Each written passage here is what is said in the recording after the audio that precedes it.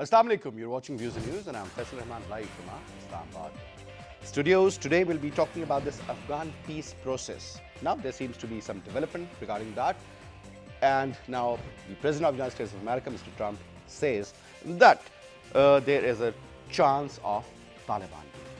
At the same time, there are a lot of rumors also that there could be a problem regarding that. But before we in fact start talking about this issue, we have prepared a report. Let's watch that. After that, I'll introduce you to our guest and we'll start our discussion.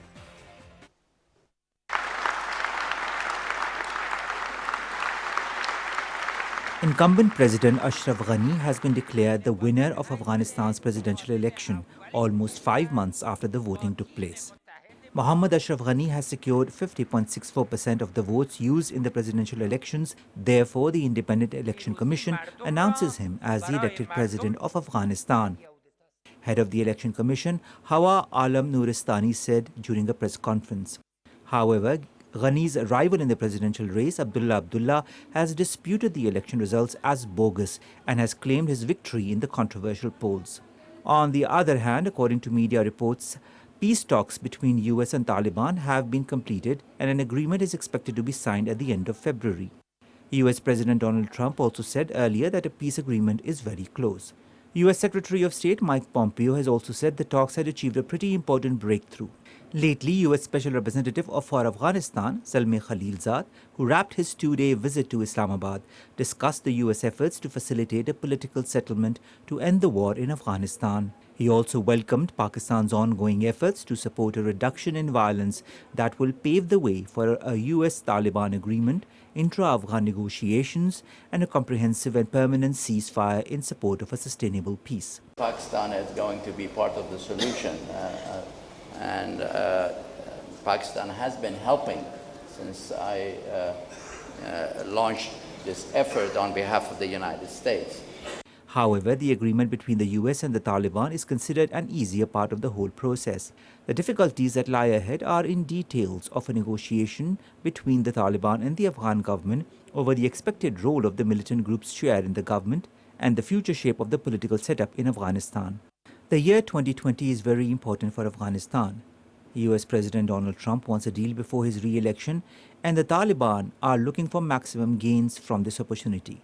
With Ashraf Ghani in office as president again and the US-Taliban peace talks streaming in the right direction, hopes are building that the year 2020 will bring peace and prosperity for the people of Afghanistan. All players must work together to achieve the goal of bringing peace and prosperity. We have with us in our studio, on my right is Air Vice Marshal retired Ikramullah Bhatti Saab, Senior Defence Analyst. Sir, thank you very much, Bhatti Saab. And we also have with us Hassan Khan, who is an Afghan affairs expert. Thank you very much, Hassan. And we'll also be talking to Imran Jan. He's a senior journalist based in the United States of America. AVM Saab, the first question now, as we all were watching this report, Ashraf Ghani, after 5 months, is now officially declared the president of Afghanistan. At the same time, Abdullah Abdullah says that this election result was bogus and there was this problem regarding 300 or maybe more votes, or maybe there was some issue in counting also. What I'm saying is, sir, last time, if you remember, they went through a similar problem. Mr. John Kerry intervened, and then we heard about a new post that was created, Chief Executive Officer of Afghanistan, as if it was a multinational corporation. But having said that, sir, and then there were issues between these two, and that they remained there for the next 4 years. Now again, now this man seems to be somebody in opposition now. Same situation once again. Now it seems that the deal, there could be a breakthrough regarding that, and the deal seems to be inevitable, right, as far as Donald Trump is concerned. But a lot of inner sources say that no, sir, this is the time when the Taliban have the control, they have the upper hand, and they have a much better bargaining power. So they might linger it on and put more pressure in the United States of America. So your take. Well, as you said, the fact remains that the American forces ought to show some sort of withdrawal so that Donald Trump can have a better position during the elections. And Taliban, of course, are sensing an upper hand or a victory, and they like to have maximum gains before that happens. But I think equally important and equally challenging, if not more challenging, is the next phase of this entire process. That is, if Taliban commit and act in their ceasefire for next 7 to 10 days, starting next week, and next step, of course, is an intra-Afghan dialogue. And if Abdullah is challenging the victory of Ashraf Ghani. Ashraf Ghani, then the question would be who is going to negotiate with the Taliban, and what will be the composition of that setup which is going to negotiate. Negotiations will come much later. Whether they'll be accepted yes, or not. Now Yes. that's the question. that'll come much later. So we have another challenge that has now come up. So I think this time around the Americans may not be willing to accommodate Abdullah as a chief executive or whatever, like they did last time. So if that happens, then Abdullah and his supporters, including Rashid Dostum, may start to demonstrate their power in the shape of some violence. So they could be renewed, unrest in Afghanistan. So that is a challenge which the Americans will have And to. Dostum has a lot of following in the northern side. Yes. So the Americans will have to tackle that as well. And I think there must be some behind the door negotiations going on between the Americans and Abdullah, so that the next step of this entire process is not as challenging as it appears. So I think there's going to be an interesting process in next 3 to 4 weeks. And as you said, the Taliban are on the winning position, and any delays is going to increase pressure on the Americans, and which is going to force them maybe ease back on their demands out of Taliban, and Taliban are going to gain. So the Americans would be wanting to have this process as quickly as possible, so that the Afghans can sit down together and start to negotiate as to what is going to be the shape of the next dispensation which is going to emerge. Primarily, post-American it is going to be all about give and take. Certainly. But let's see what sort of negotiations take place and what are the major areas. Now, sir, there were so many issues. I mean, you all know that one of the major known Taliban person, I mean, we heard that he escaped.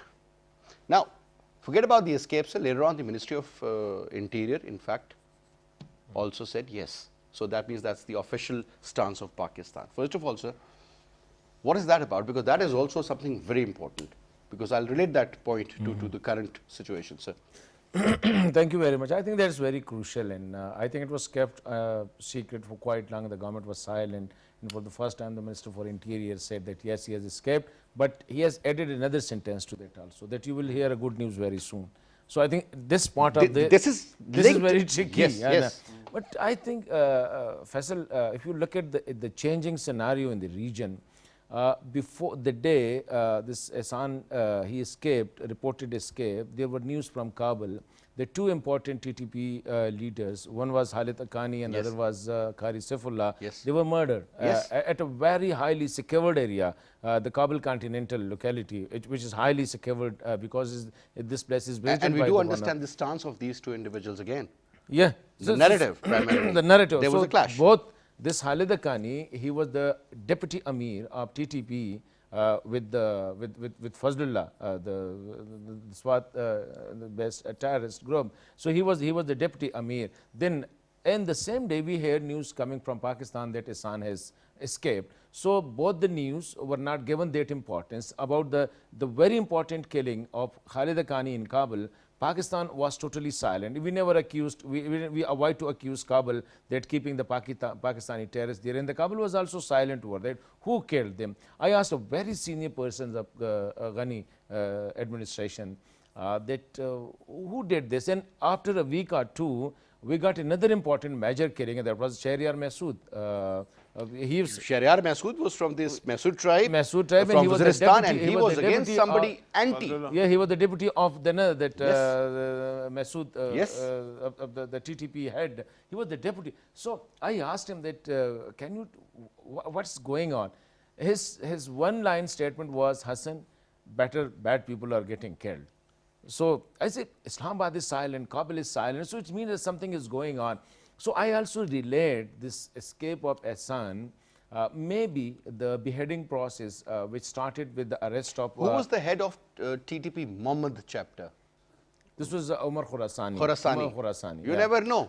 You never saw. So most Yeah, of, he could most be of- the most third of the- one. Most of the Pakistani terrorists of the TTP are either the Khorasan group. Most of them have been, now that is the beheading process is almost completed now. So I think no doubt Hassan would have played a major role in it. But Hassan biggest, I think his sin was, terrorist issues were one thing, but this Peshawar school attack, I think is unforgivable.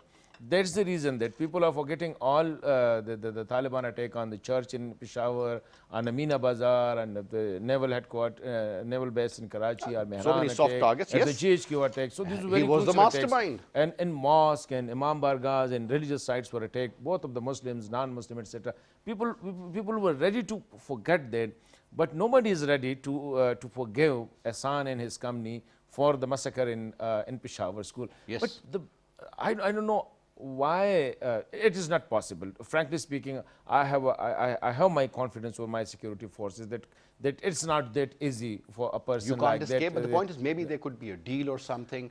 It's all about give and take, as I earlier Maybe mentioned. it is a cover, you know, too many things are going on in the courts also about Hassan. So you can say that it can be a deal, it can't be a deal, he can escape, he can't escape. But the statement of the ministers, which was by the statement that yes, but you will hear a good news. That's the official- So we are that's the waiting. official We are stance, that's what I'm waiting. We are saying. waiting for the good news. Yes, so And maybe- it has maybe- been said at the highest level by the Minister of Interior. So that means that Pakistan, let me give you another reference now. Zalmay Khalilzad sir recently said that we really appreciate and hail the kind of efforts made by the neighboring countries. And primarily, sir, maybe he was referring to Iran also to a certain extent, but we all understand that currently Pakistan. it's not about Iran because the ongoing situation between USA and Iran is not that feasible. Primarily, they were talking about Pakistan without taking the name. So the regional country, which is Pakistan, is showing a lot of support, means that support in every sense. So that means that Pakistan still enjoys a certain level of influence over the Taliban, sir. Let's put it this way. And maybe the release of this person from Pakistan was a part of the deal, sir. And again, as we all know, all those most wanted TTP members are being eliminated. Suits us and suits the region also. Now, sir, the Taliban, do you think, are at a verge where they would, with full support of the regional countries, USA, maybe Russia or China, are in a position to negotiate, sir?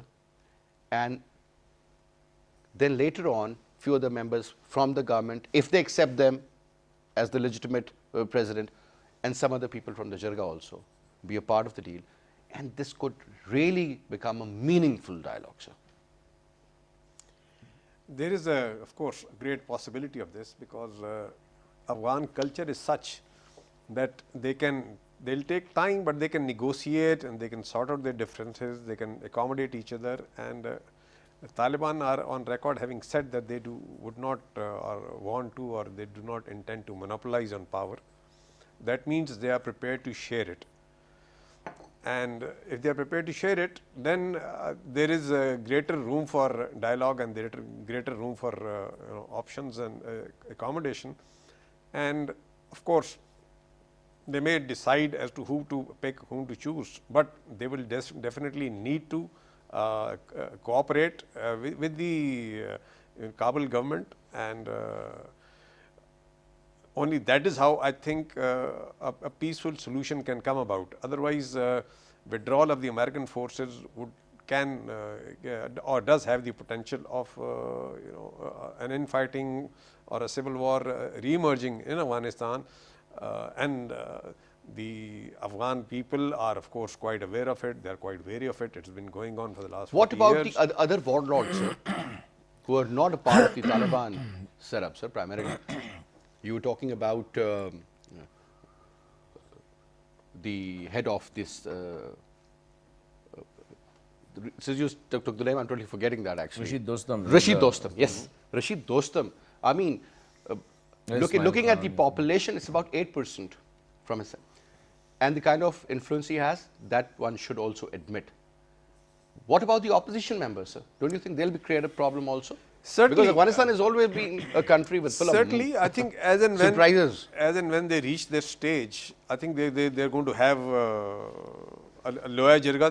That's what they call in their culture, and I'm sure they're going to listen to each other's points of view and their interest and their anxieties, if there are any, and accommodate. Else, of course, there's a possibility of this Inviting, civil war and that once again. would lead to an absolute disaster. So we've been also joined in by Imran Jan Saab from USA. Assalamu alaikum, Imran. Walaikum Assalam. How are you?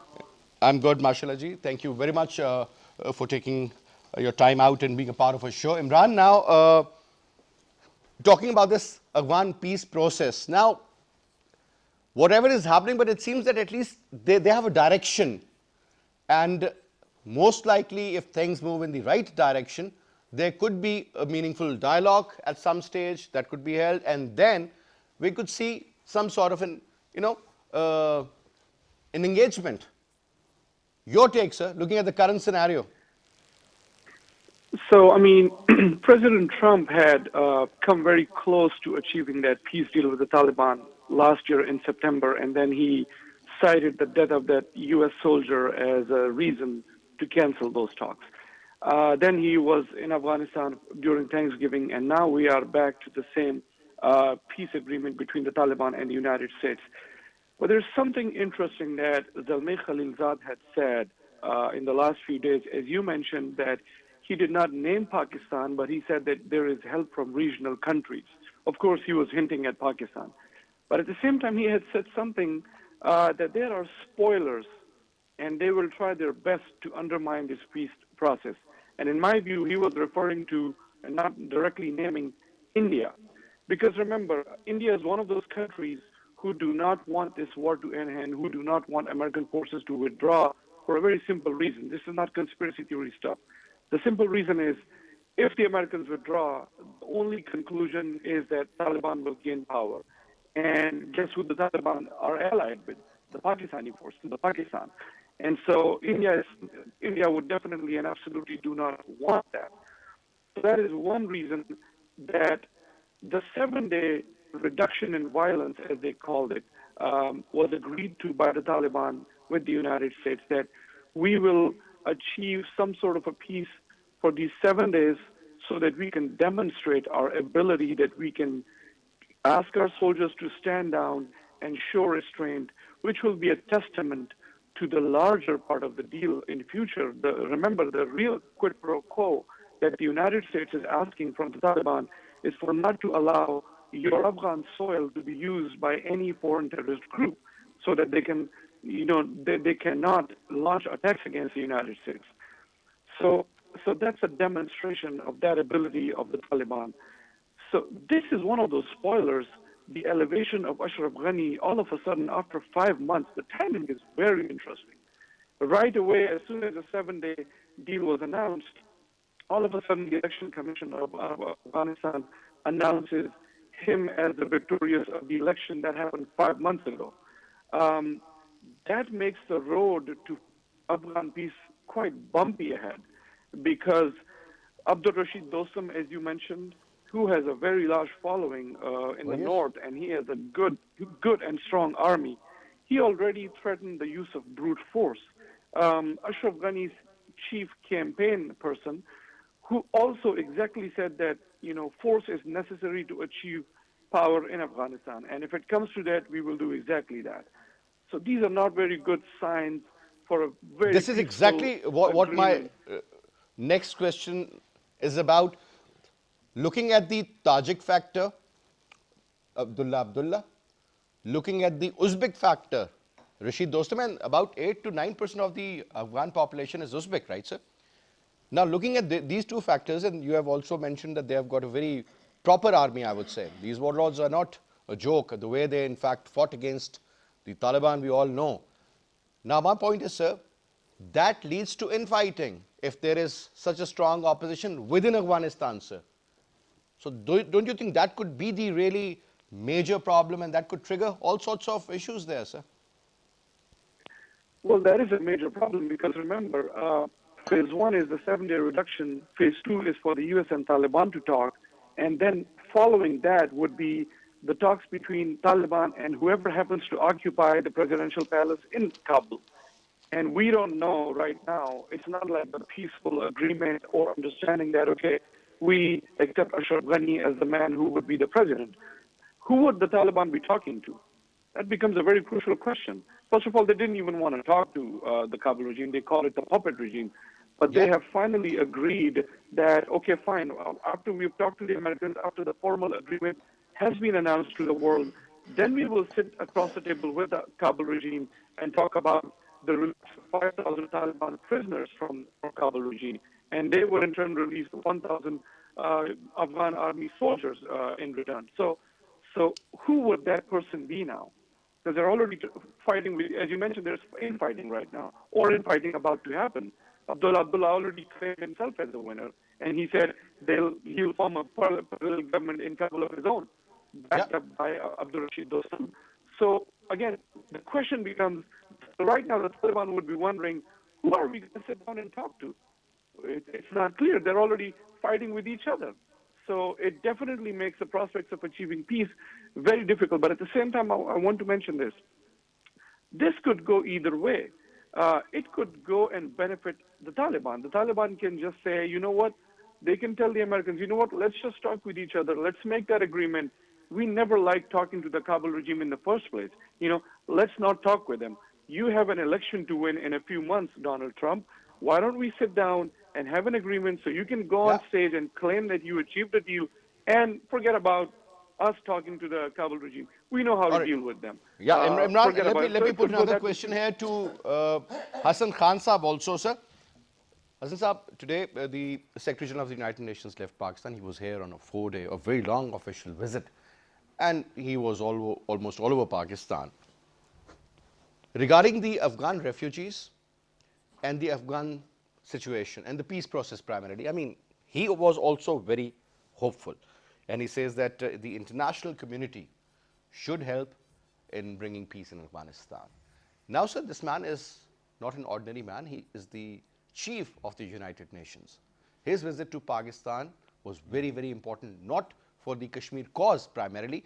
That is also something which is very important to us. But currently, since we are talking about the Afghan issue, do you think, sir, I mean, because all these issues are being taken care of in one way or the other.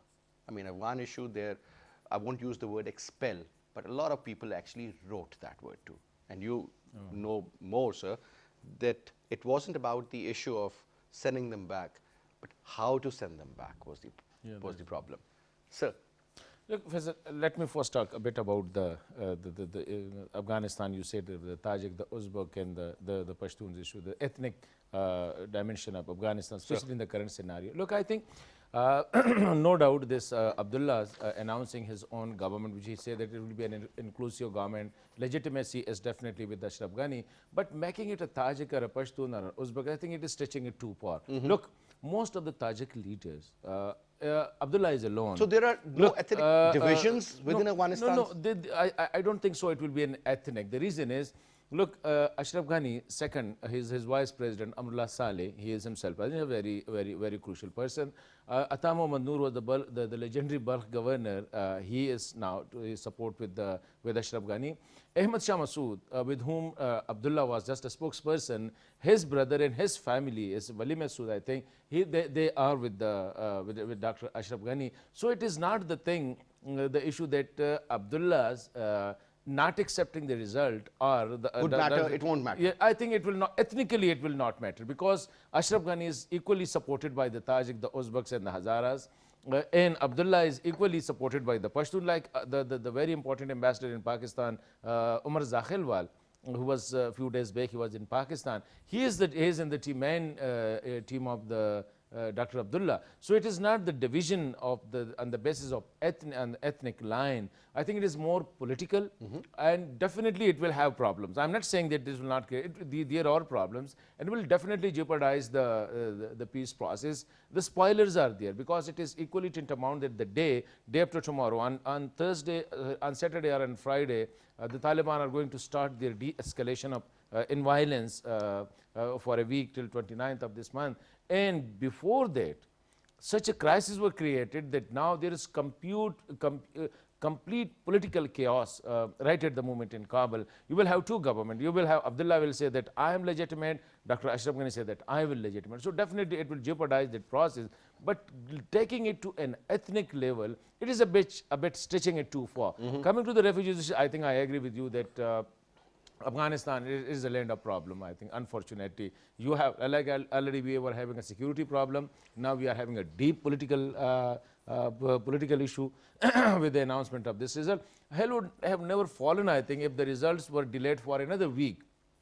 And let the Taliban, this reduction in violence things happen, and it was demonstrated, I think, because it was already delayed for 5 months. Wasn't it one of the agenda of the talks also, sir? So that the Taliban would accept the legitimacy of Ashraf Ghani as the president, and then we'll proceed forward. I think otherwise, Taliban, whom are they going to talk to? Look, Taliban, this not accepting the Kabul regime and calling it a puppet, this is their maximalist position. I think already they have accepted talking to the Ashraf Ghani team when they were in Moscow, and 3 important persons they were sent from the Ashraf Ghani cabinet.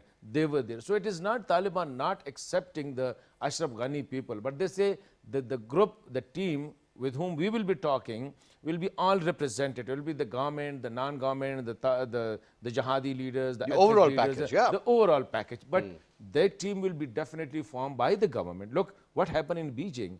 When the Afghan, when Taliban were going to, like they were replicating that the Moscow things in Beijing, where Taliban will sit with the Afghan leadership. So Ashraf Ghani, due to the Ashraf Ghani, I think I will use the word stubbornness, that he tried to exclude certain people, including former President Karzai. So that meeting in Beijing, it was cancelled for the reason that Ashraf Ghani formation of team was somehow, I think, that was flawed. He also doesn't want anybody else to overshadow him. So that is another that's problem. the reason. So even now, in Ashraf Ghani's second term, I think, yes, the voter turnout was low. There were these 300,000 non-biometric voters, etc. These were there.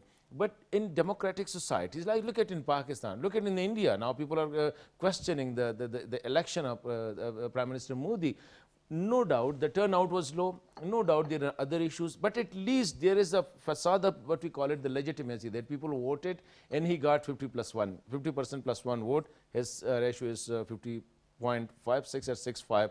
So I think he has that legitimacy, and definitely after all, I think there will be a pressure on Dr. Abdullah, because now if you follow the social media, the followers of both Dr. Abdullah and Dr. Ashraf Ghani are very active on Twitter and Facebook. But I think there is a voice in between that peace it must be given a priority. So I think that pressure is not only on Dr. Ghani. He announced that peace is my priority. That will be also on Dr. Abdullah, including on Taliban, because now Afghanistan is a different situation. It is not the Afghanistan of 90s or the Afghanistan of 80. So the pressure is building. Why Taliban are, I think they are also in a way in a hurry, because they know that the pressure, this keeping violence for a long time, definitely the people are getting, I think that they are getting angry, and more and more people. So I think that there is a pressure, but I'm still confident that as far peace is concerned, the largest segment of Afghan society or their leadership will agree that at least other political issues will be there, their internal differences will be there, but on peace they will have to sit together, because nobody is ready to tolerate the the pressure of the public, even of the international community. So I'm pretty sure that peace will be given a chance. No doubt there are threats, there are hazards, there are problems. Avim sir, since you are a senior defense analyst, sir, obviously, sir, when in October 2001, the first week of October, the Americans attacked Afghanistan, and we heard that their ships which were stationed there, sir, they fired missiles. A lot of damage was done, and Mr. George W. Bush was in power, sir. And that was exactly after 9/11, so the whole world was very scared. And they said that we'll smoke them out of those mountains. I still remember the statement. They were unable to, sir. The point is that being in Afghanistan, if that was the agenda, that's good enough. Despite the 3,500 plus soldiers have been killed there, sir. The foreign troops I'm talking about. And now, it seems that there is no plan with Mr. Trump, sir, regarding Afghanistan. Whether to stay, whether to leave, send more troops or reduce the troops, make Mr. X the president or Mr. Y the president. Maybe he's too busy within his own issues and problems, though he was lucky that he wasn't impeached. But still, sir, a lot is happening at that front also. Do you think the Americans have an agenda? Or if there is an agenda, the CIA, the White House, and the other important bodies are on the same page, sir? Well, you see, the Americans came into Afghanistan to avenge 9/11.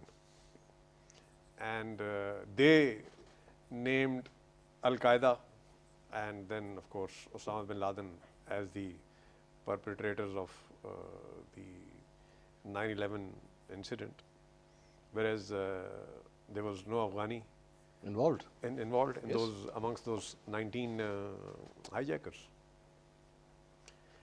And at that time, the stated or declared mission of the UN intervention or invasion was to punish Al-Qaeda for the Twin Towers attack. And kill the leader primarily. And kill the leader. right. And this has been done. And of course, they completed their mission, their stated mission in 2011 when they killed Osama bin Laden.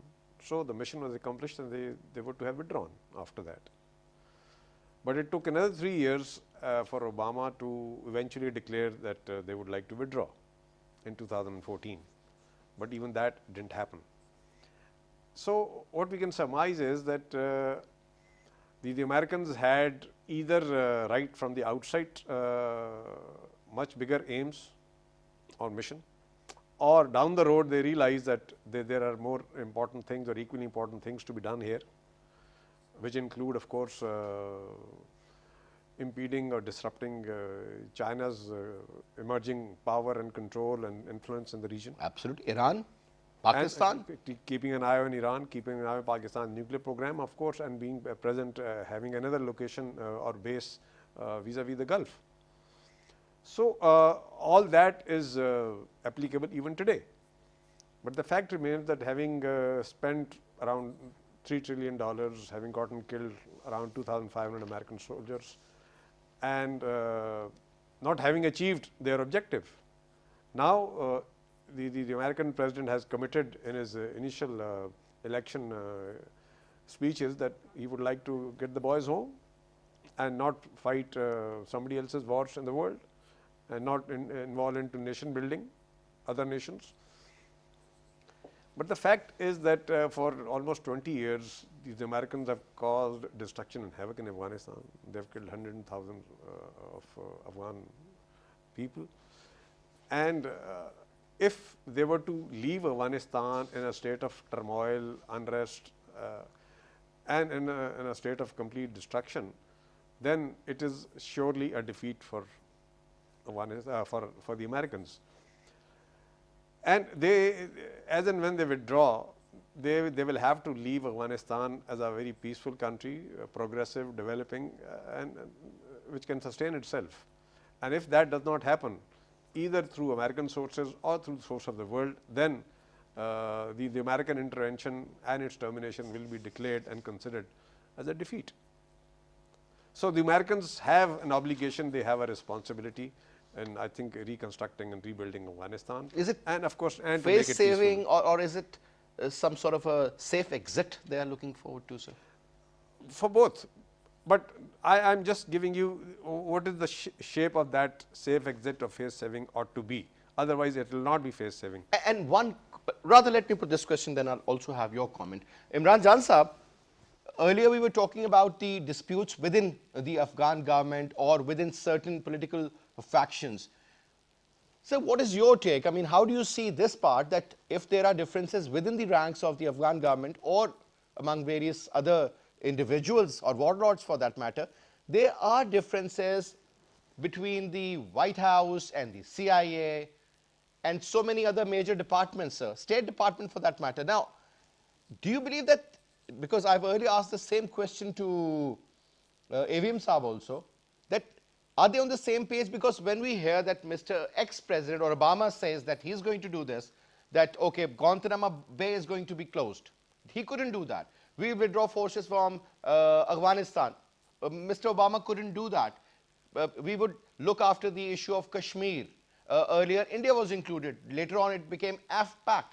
Nobody talked about that. So there has to be some sort of a pressure from within. Obviously, they won't take the pressure from the other countries, but from within, that actually lead to some other moves by them, sir.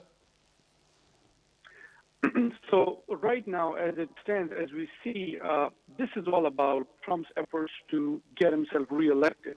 He doesn't think about the broader scheme of things or for how his legacy would be seen in future. He doesn't care about that. He doesn't even think that way.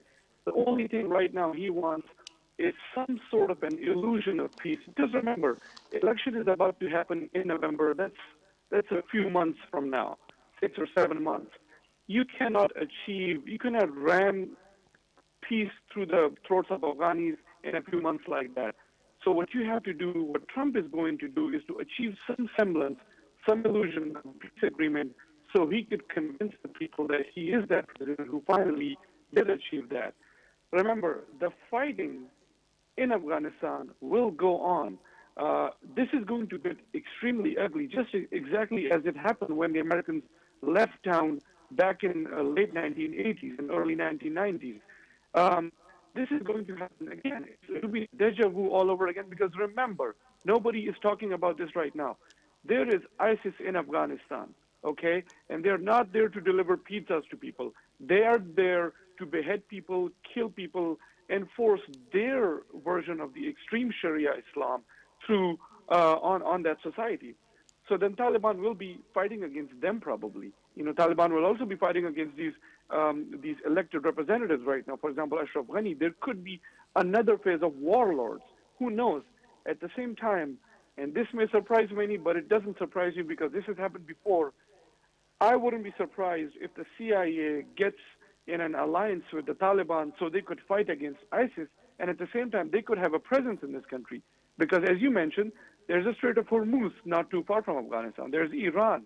There's other countries that are checking China's rise and stuff like that. So I don't see a beautiful picture ahead. Right now, we're all talking about peace and, you know, things are looking fine, and we're talking about how the war is coming to an end.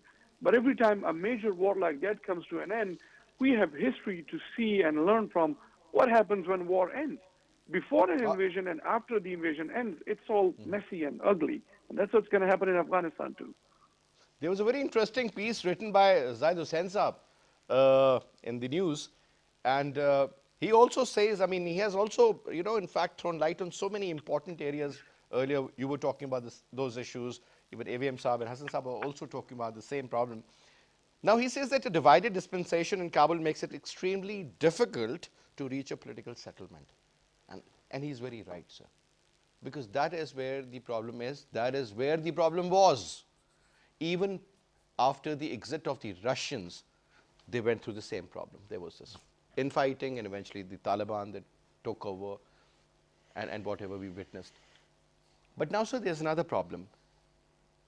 Currently, the kind of engagement Pakistan has, sir, and we have done whatever we could have done.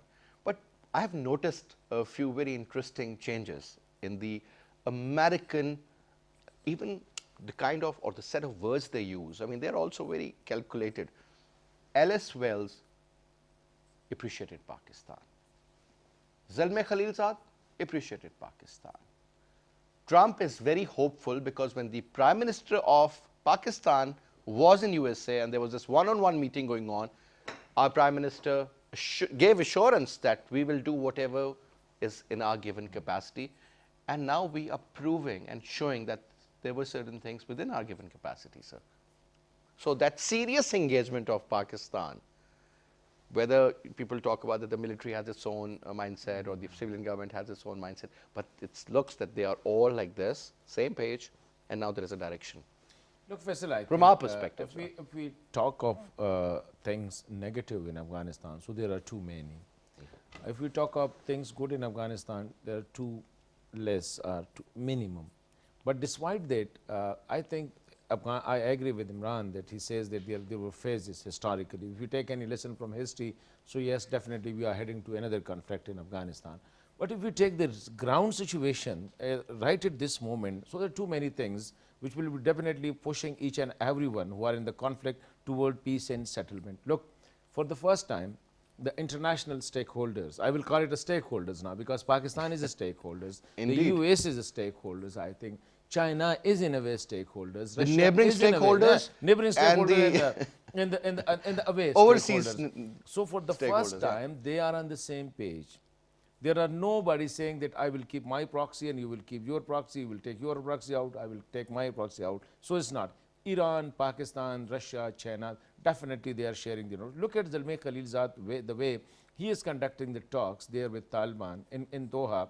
Every time he finished the meeting, he rushed to Kabul, he dashed to Islamabad, he shared all the things he has done with the Taliban, not only with the Kabul administration, but with Pakistan. And in Pakistan, he was equally engaged here. Yeah. He is equally engaged here. So it means that the powers that are right at the moment in controlling the situation in Afghanistan, definitely on one side it is the US and then it is the Afghan government, then somehow Pakistan has an influence, then somehow Iran and Russia. So all the powers are on one point that we want a peaceful Afghanistan. We want peace in the region, one. So I think this is that part of the glass which we call it half full, one. Two, the Afghanistan is not no more the Afghans of 80s and 90s, I think. When you say that, what exactly do you mean by that? I think, as I said Is earlier, it about the mindset primarily, sir? No. I'm not talking. Look, Afghanistan now they have I think more than 30 news channels. This is this 3G and 4G and 5G etc. There is a widespread in Afghanistan. There's no more Information, a mountain and a primarily faraway tribes, communication, etc. yeah. So too much connectivity is there. Physical connectivity is there. Then the interest of the regional countries. So definitely, if Abdullah is not ready, he will be pushed. If Ashraf Ghani is not ready, he will be pushed. Look at the Taliban. Who pushed Taliban to sit on the table? Who pushed Taliban to bring their senior most leader to the table? So if somebody can do that, another body can do another thing. So what I am saying is that now this decade is good. Look at the changes in the there is a paradigm shift in the Pakistan policy vis-a-vis Afghanistan. Oh, yes, vis-a-vis the our regional foreign peace. policy, So indeed, the sir. foreign policy, etc. So definitely Russia. Look, keep the Shanghai Cooperation Organization in view also. Russia, China, etc. They are definitely pushing Afghanistan toward peace because Chinese economic interest, Russian political interest, Pakistan economic and stability interest, etc. all converge. Gelling very well, no? So, That's so, the so, issue. so why I am saying it that no doubt, what do you call it, prima facie, there are problems. There are political issues like Abdullah's and Ashraf Ghani, but I'm not that keeping myself completely in the history that in Bonn happened this, so now Qatar is heading toward that. In Geneva happened this, now Qatar is going toward that. I think we have to keep the changing environment, In the mind, changing sir. situation in mind. Then if we Changing analyze, so there are fortunes of positive time, things also. Yeah. as they say. Sir, quick comment, 30 seconds for each of you, sir. And that is about the next 10 days, 7 or 10 days, the ceasefire. Do you think they'll do that? Nothing wrong is going to happen? Or maybe someone from India comes up, does something, and eventually maybe the Taliban will be blamed or something of that sort. Look, Faisal, All the wrongdoings, basically. look, there is a space for anything happening bad enough. Why then only the nomenclature is now Because, sir, saying, this is what we have instead of witnessed. saying, The moment they are this close to negotiate, something happens. Look, And this think is so that- consistent. Faisal, that has been taken care of. Look, this time the world is not ceasefire. This time the world is reduction in violence. So how you measure the reduction in how much it is reduced or how much? So definitely, I think reduction will be there, but there will has to be a incidents. visible reduction. Yeah, visible that will be there, but there will be. I think there you can't say that there will be can't be watertight, 100% absolute ceasefire. 101% there will be ceasefire, but there will be reduction Sir. in violence. IS is still active in Afghanistan, and they are going to be the biggest loser if there is peace in Afghanistan. So they would like to continue to, their campaign of terror. And we have seen incidents in Afghanistan which were not claimed by Taliban. Yeah. So at the same time, we also know, As Karzai Saab talks about the mystery helicopters and the mystery men. and we also know that it's not in India's favor if the American forces withdraw and Taliban have a major So you share believe in that power. certain elements would still sort of continue to support these non-state actors like IS? Certainly, and I think I may be wrong, but then there is a faint American interest also, because to be able to continue their hold in Afghanistan and their military presence, they would still want some sort of violence brewing in Afghanistan just to Very justify. complicated issue, sir. That's why it's been almost 20 years, and earlier, as they say, that couple of generations of Afghanistan, unfortunately, they've seen war, and that's it. Sir. 4 generations. And they believe that Afghan people are at peace when they are at war. Just to add one thing, the other day I was at a park in Islamabad and I met a young chap, Afghan boy. I said, where are you from? I said, I am from Baghlan, Zafuli, Cherkhi. So I said, have you been there? He said, no, even my father has not been there. So it means that 2 generations has never been to Afghanistan. Now we are pushing them to go back. So I think that is a human third generation. It is a human tragedy. I mean, when you talk about the refugees, the third generation is now into their teens. When you say that my living father in has not Pakistan. been there. That's what I'm saying. So, So that's what I'm saying. Sir. Anyway, Khan Sahab, thank you very much. It was a pleasure. Thank you so much, Imran Jan Sahab. And that's all we have for this hour. I'll see you inshallah tomorrow. Till then, you take good care of yourself. Khuda Hafiz.